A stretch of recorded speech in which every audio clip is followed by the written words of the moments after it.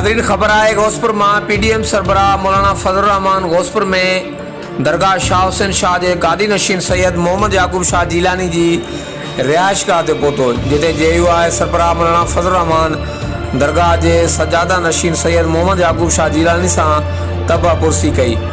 जै बाद मौलाना फजल रहमान JUI अगवान मीर इकबाल खान सुंदरानी जी दड़ी Sundarani house से वही मीर इकबाल खान सुंदरानी से ताजियत कई।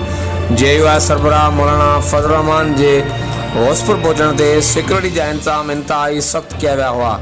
गौसपुर में PDM सरबराह पंहिंजे मुख्तसर ॻाल्हि ॿोल में चयो त इमरान खान जो वधीक अरसो रहणु हिन मुल्क लाइ सख़्तु नुक़सानकार आहे।